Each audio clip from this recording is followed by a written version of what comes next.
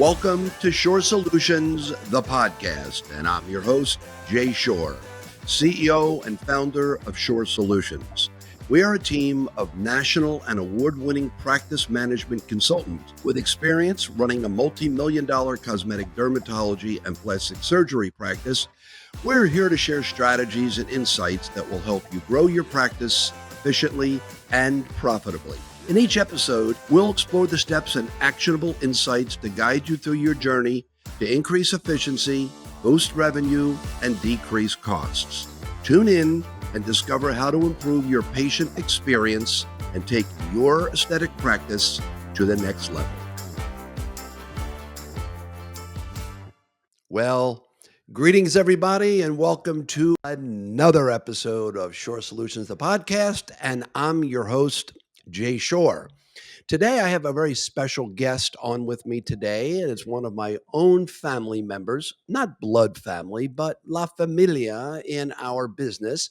It's Nanette Maddox, and Nan is a client success manager with Shorr Solutions and has been with us for a little bit of time now. And Nan has plenty of experience, and I always have to make a shout out. After 23 years, Nan retired from the United States Air Force as the most senior level airman in the military. I always make that mistake. I made the mistake of calling her a soldier, and she so politely corrected me, saying that in the Air Force, we're airmen, airwomen. So welcome, Nan, and thanks for being a part of our podcast today. Thank you. I look forward to it. So today we're going to be speaking about MedSpa trends, the evolution of MedSpa trends. Now, I've been in this industry for some time, and I have really seen transformation of so many different ways from the original day spa, and then they started introducing medical type of procedures. And now med spas are the hottest things going today, many of them owned by physician assistants. They're owned by nurse practitioners. They can be owned by doctors in certain states where the corporate practice of medicine does exist. Non-physicians can be owners. Some states there has to be bilateral, meaning that there can be a combination of doctors and ancillary providers. And then in some states, commonwealths, it can only be a physician.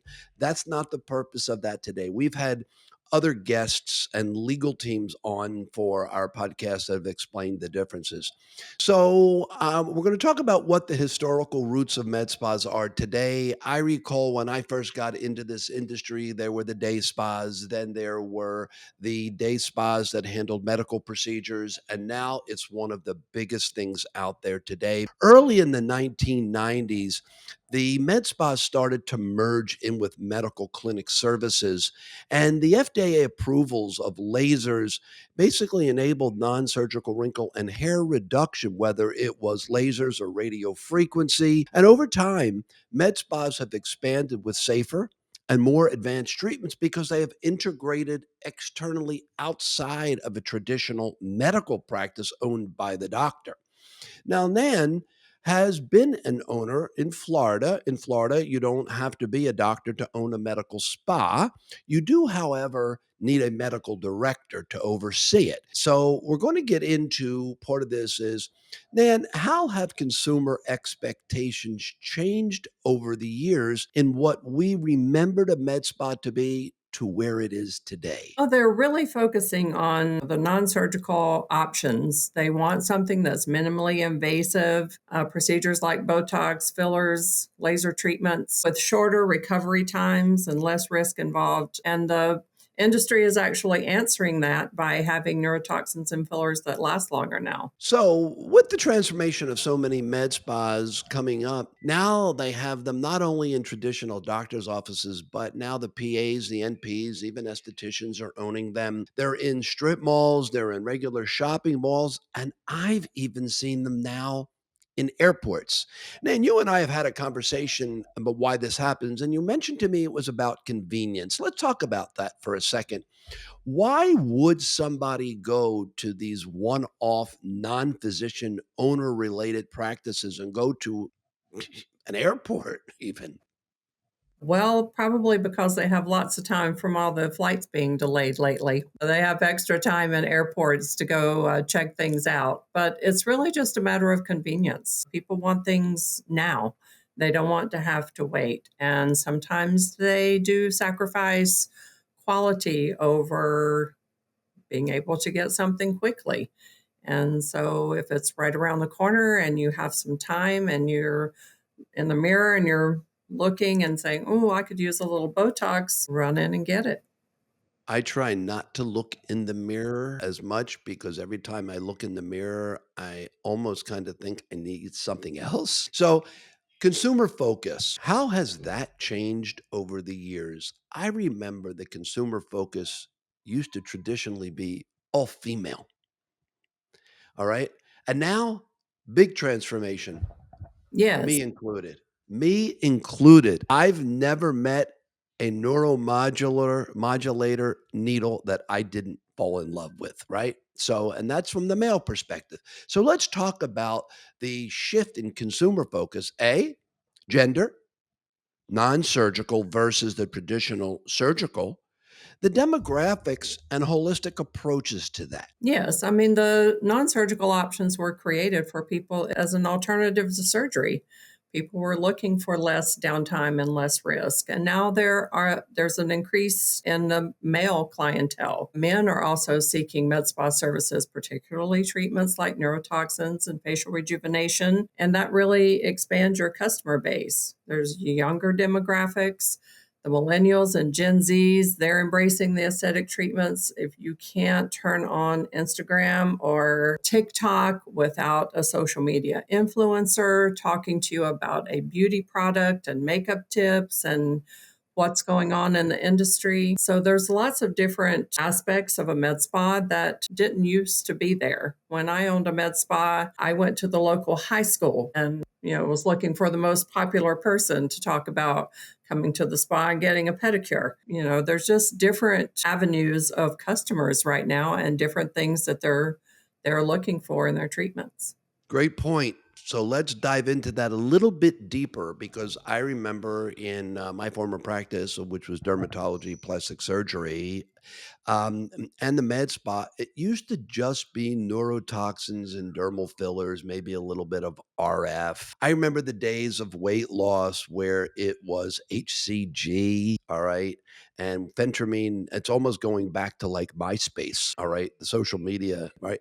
But now, the holistic approach became very popular with bioidentical hormone replacement therapy, commonly known as BHRT, the different types of weight losses with tirzepatide, you have Ozempic and semaglutide, all the different ones. I don't want to get into the chemical compound names. And then, wow, did IV therapy really come in? And there is such a wave of IV therapy.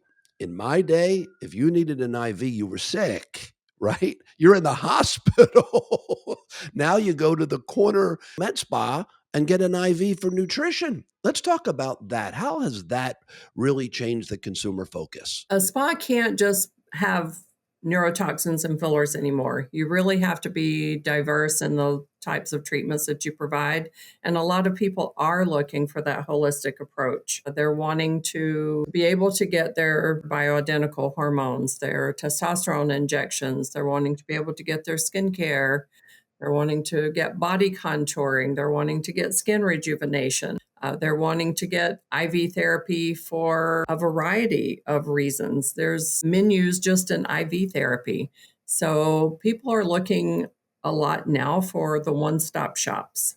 They're wanting to be able to get everything taken care of in one place. So now what I've noticed is a big shift in regulatory changes in industry standards, not federally, but state and commonwealth, because there are federal laws. However, the state law really takes precedent over who can do what, all right, in what state or commonwealth. Licensing, for example, the safety protocols, ownership rules, and supervisions that have to vary widely. Whether it's a nurse practitioner that's allowed to open up a med spa on his or her own, whereas before nurse practitioners were not allowed to have their self created autonomy. And then the increased scrutiny of legal challenges, because there have been recent incidents and lawsuits spotlight that medical spas and the practices have compliance issues. And lastly, the compliance and oversight focus, where the emphasis on training medical directors, agreements, and emergency protocols. Let's talk about in your day, Nan, when you owned your med spa until now. What do you think that you've seen as far as regulatory changes in industry standards from where it was to where it is today? I think it's a lot more strict and there's a lot more focus being put on it now because of the things that you mentioned earlier of spas popping up in airports and strip malls and not following that regulatory guidance. So the medical boards are really starting to dig deep and looking into your processes and your protocols and your OSHA training and your HIPAA. It's all very important to have all of that in place because med spas are very vulnerable to lawsuits for false advertising, for trademark infringements, for a variety of different even marketing restrictions that are out there. There are a lot of different regulatory requirements. Med spa owners really need to make sure that they're aware of their state regulations and requirements and that they have those processes and procedures in place. That's a really good point now to shift in the segue about the importance of staff training and expertise in the med spa industry, because as consultants, that's a lot of what we do. We help to train staff in the hiring of the staff team and training them on the different procedures, on the onboarding. We lecture at major conferences. Let's talk about how important is the staff training and expertise in the med spa industry. It's of utmost importance. Everyone is wanting that Ritz Carlton experience, and your director of first impressions or your front desk employee is the first person that a customer is going to talk to. So you want to truly focus on not just hiring the first person that happens to walk in the door and interview for the job. You're wanting someone that has good communication skills, that has a personality, that can smile on the phone, and you want to provide them with the right tools and the training.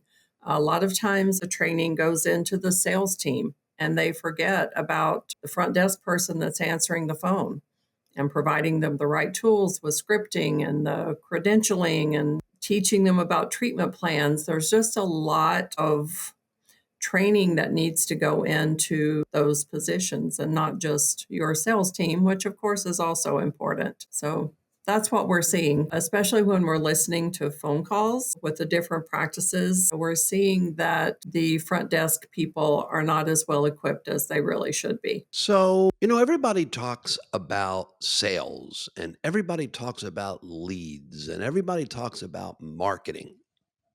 I'm all for it. But you know what they don't talk about? They don't talk about what happens in showing the patient the love.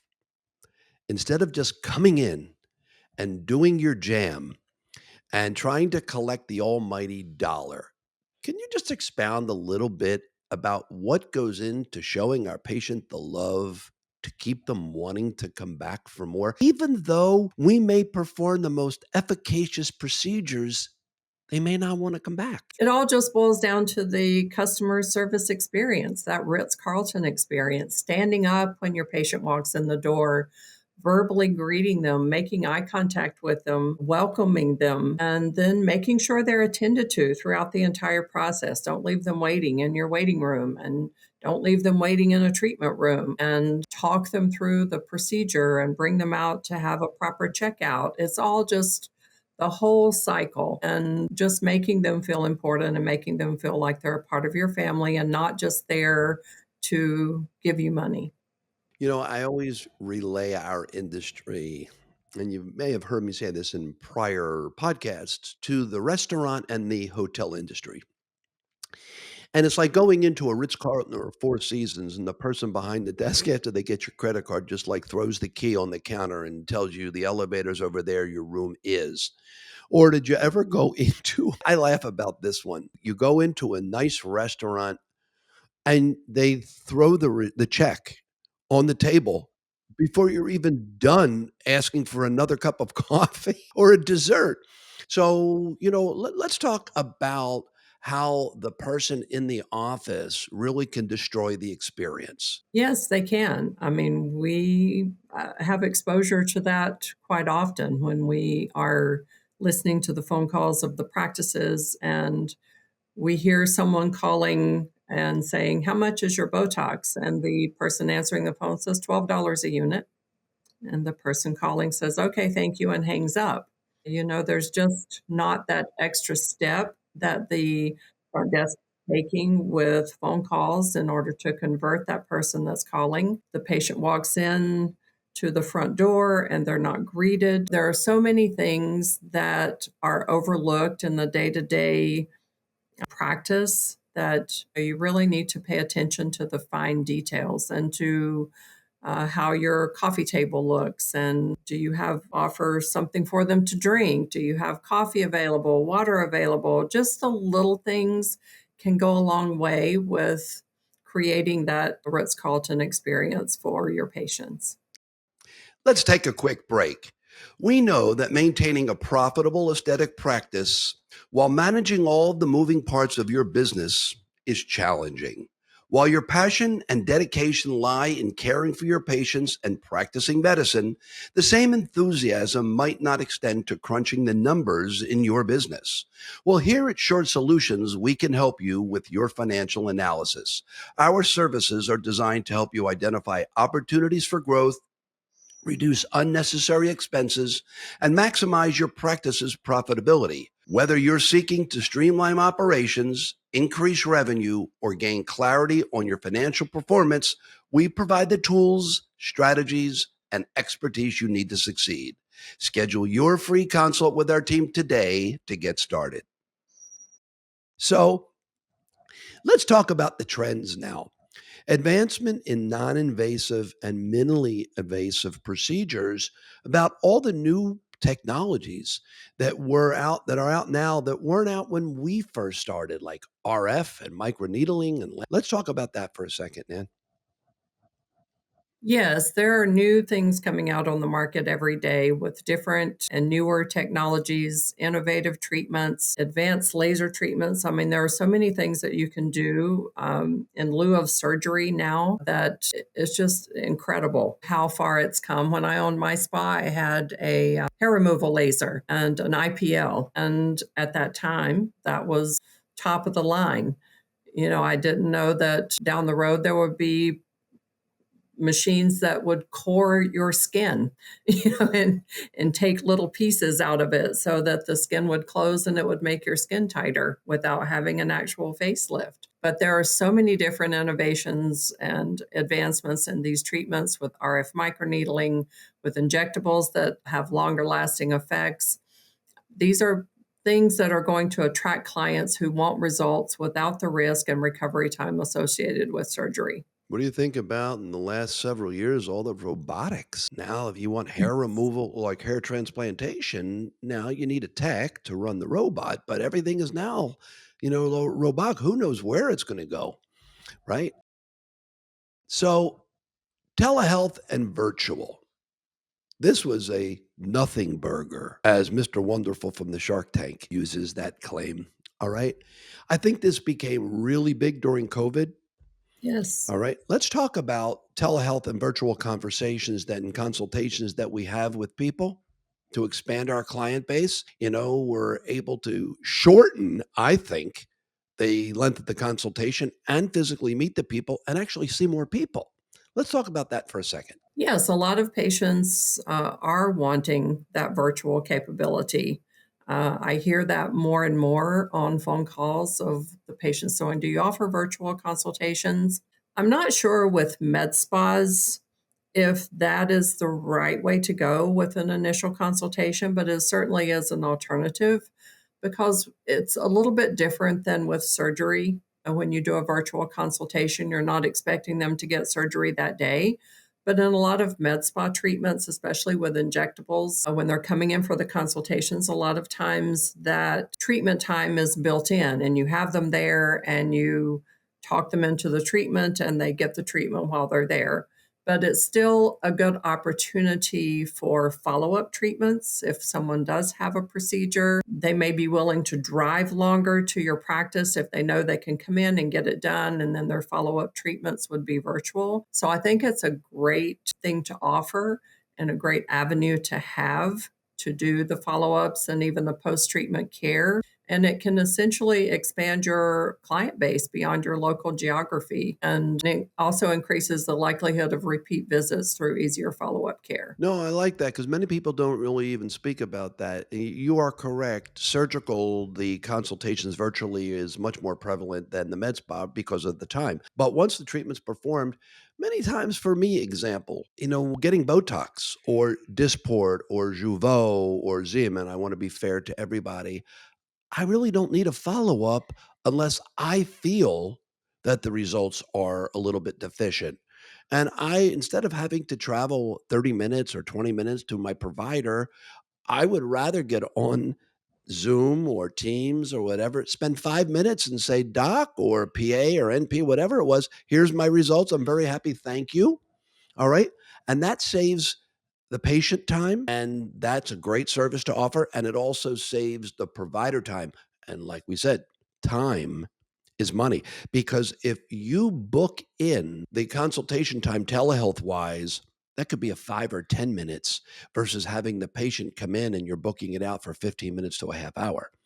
Now, you may be missing the upsell. All right.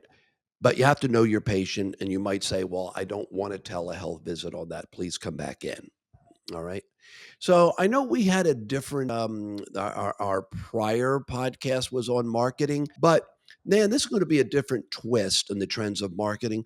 Can we speak about the different trends that we have right now? There's like the six different type that we have. Let's talk about targeted marketing for a second. Yes, with tailoring your marketing messages to specific demographic groups and individual preferences, it really helps to target a particular audience with a particular device that you have, with a particular service that you're offering. And so it just is a better way sometimes to spend your marketing dollars when you're segmenting a smaller group of people. People really don't understand the difference between SEO and SEM. When we're talking about SEO, the search engine optimization, and the SEM, search engine marketing, we talk about two different ways to do it. And I really request that unless you're going to have a full time person in your office, don't try to do this haphazardly. Hire a professional company for your SEO, your search engine optimization. I have to tell you, that is what brings you from page 3, 4, and 5 of Google to pages 1 and 2, and then even up higher. When the search engine optimization is really organic and your search engine marketing can be pay per click, for example. Now, I know in our company, we do email target marketing maybe once, sometimes twice a week if we have something to promote. Let's talk about email marketing for a second and your feelings about that. I think email marketing is crucial. The automated email campaigns can nurture your leads. If you have a CRM that can send automated messages, it keeps the patient engaged or the potential patient engaged.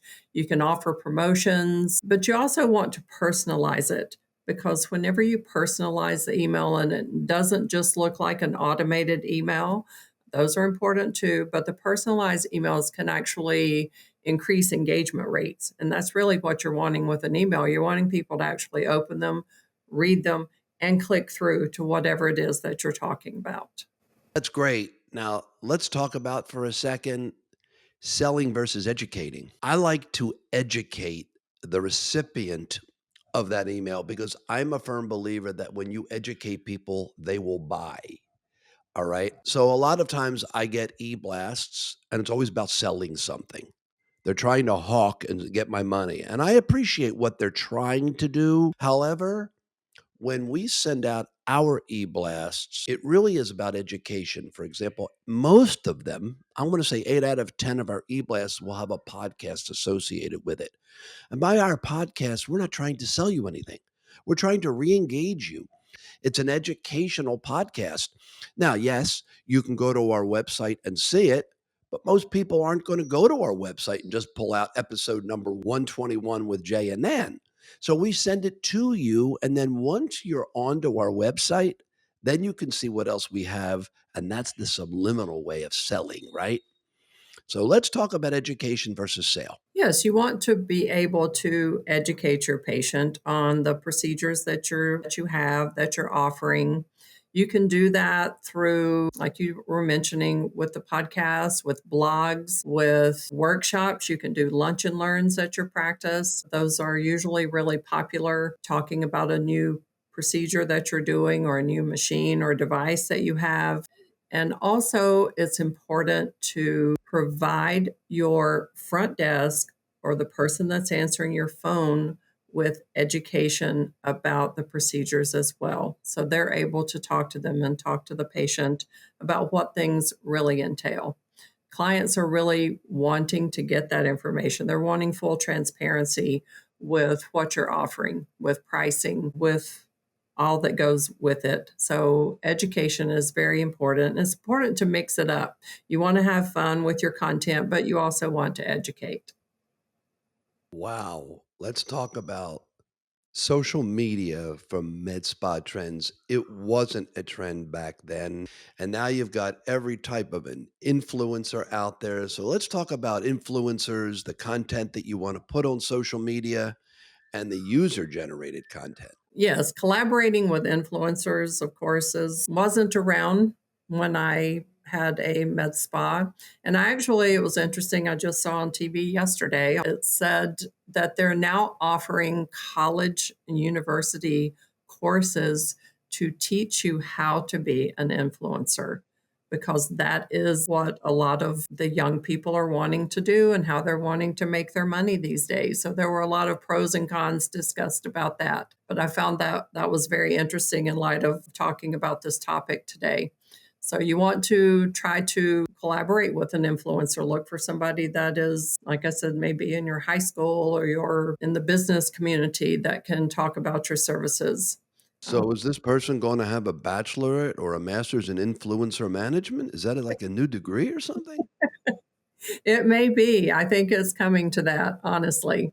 Well, I think collaborating with influencers or local beauty and wellness figures can help increase brand awareness and credibility because you have micro influencers in particular that are very effective in their niche marketing and often have a more engaged targeted audience, right? So, what kind of content should we put in there and what kind of content really, Nan, should we stay away from? You want to mix up your content. So there's so many different platforms out there. You're wanting to What are they? Instagram, which is typically your most popular. TikTok is also very popular. You have Facebook, you have YouTube. Now there's threads that just came about off of Instagram. I mean, it seems like there's something new every day as far as the social media avenue. You kind of have to figure out where your targeted audience is and then maybe focus on that particular social media avenue or post across all of them. But you want to mix up your content. You want to have educational content. You want to have treatment demonstrations. If you get a new piece of equipment, show how that treatment works, show the before and after pictures, have client testimonials, have live streaming of events that can foster real time engagement. So there are lots of different things that you can do with social media. You just have to understand that it takes time.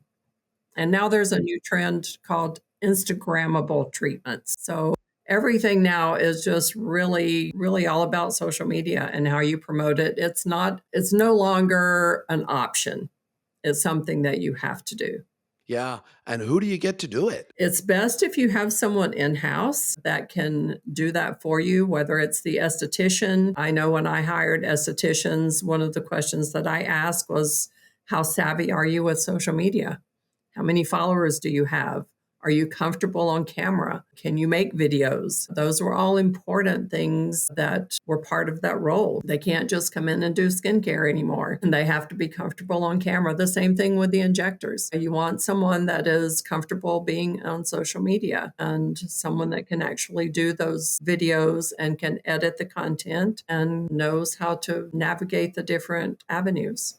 Maybe they'll have that in esthetician and PA school, right? They need to add that as a separate chapter in the training of how to do all of that. Yeah, It's you know just what I've noticed lately too, user generated content, and which actually encourages clients to share their experiences and results on social media. And not only builds community, but also acts as an authentic testimonial. Think about it, when you see a real patient versus a model, and they're sharing their results and they're talking to you through social media, it makes you feel like it's more real.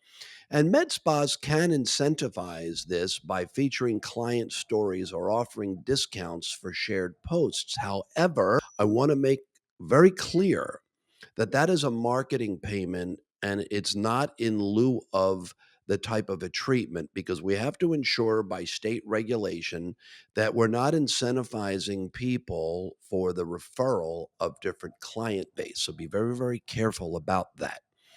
Now, we talked in another episode about loyalty programs and memberships. That wasn't an option years ago. And we have to worry about encouraging repeat visits and fostering long term relationship with clients. Can you speak on that? yes, I think membership programs are very important. You want something that keeps them coming back. You want to give them a deal on things. Everybody's always looking for a deal. You know, offering loyalty programs or membership options, I believe, can encourage repeat visits and foster long term relationships with a client, because marketing campaigns should really highlight the benefits of these programs.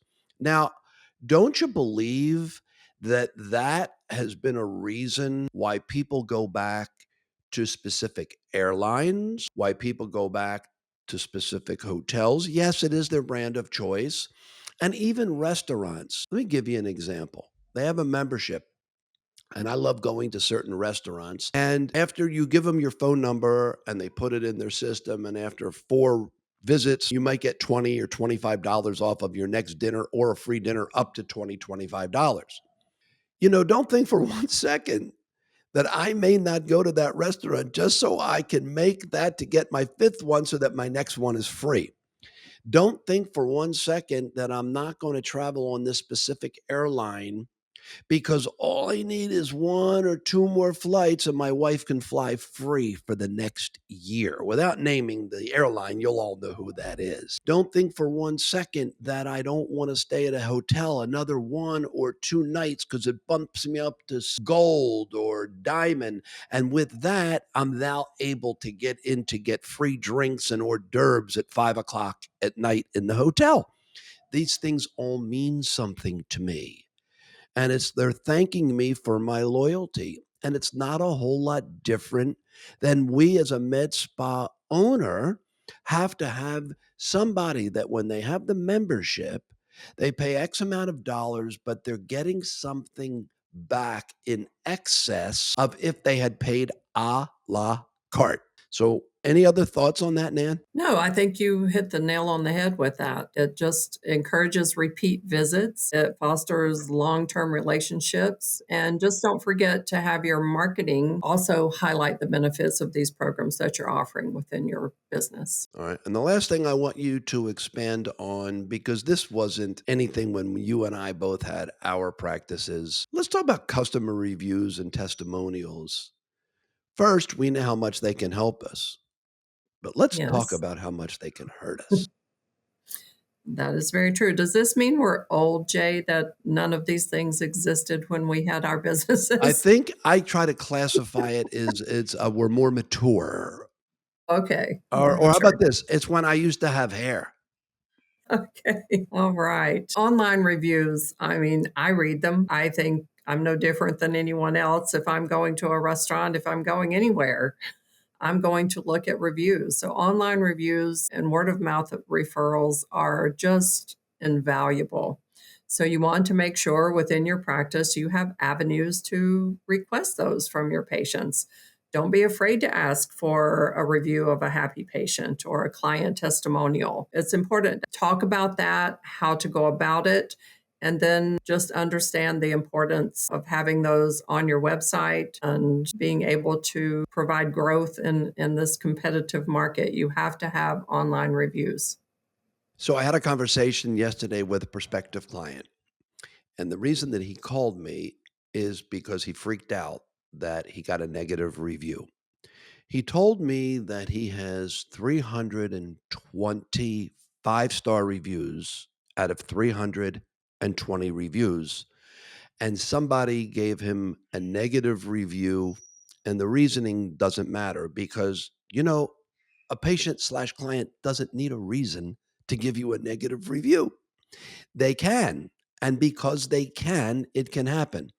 So, can you make the audience feel a little bit better about somebody that has 300 plus five-star reviews? What is the mindset of a professional like us? What should you tell the audience about a negative review versus all five stars? I mean, as a consumer, are you really going to look at a 4.8 or a 4.9 and go, "Oh, I'm not going to go to this business"? It's really doesn't impact the overall view of someone looking at your practice. It's almost expected. And if there aren't any negative reviews out of so many, it almost kind of looks suspicious in the other way because everyone's human. Everyone has a bad day and it's okay. One negative review is not going to hurt your business. One thing that people really have to be mindful of about reviews when you're giving somebody an option of 0 to 5 or 1 to 10, whatever you want to do that. But in our world, it's like a 5 is the best you can get in the review market. There are certain people, and I could be one of them, that in order for me to give you a 5, now, if you're asking me a series of questions, I may, if like, let's say there's 5 questions, I may give you 4 5s and a 4. All right. And unless it's an overall review, because to me, 5 means perfect, kind of like uh, an employee review. I very rarely give 5s. I'll give a lot of 4s, all right? Because you've exceeded expectations, but nobody is perfect. I think it's also important to answer your reviews, respond to them, thank a person for the review. Don't get overly sensitive or defensive, I guess is the word that I'm looking for. Certainly don't talk negatively about the person that's leaving the review in a clandestine way. Acknowledge it and provide an answer to it and make sure that you're doing that for all of your reviews. It's important. And just do the best that you can and ask your happy patients for those reviews so that it keeps those ratings high and it keeps that algorithm going also on Google. Excellent point. People read the provider reviews. And I'll share with you that if I see the provider barking back at the person who wrote the review negatively, I may get the feeling that that's the way they're going to treat me if I have something to say that didn't meet their fancy, for example. All right.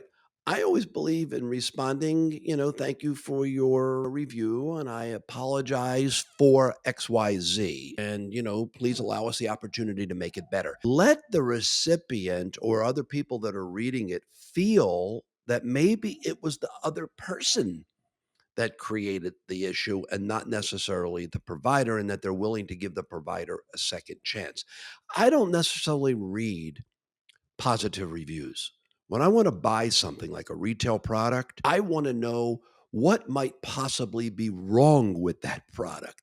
So I want to read the negative reviews. And if I find that the negative reviews weren't an issue to me personally, that's not going to bother me.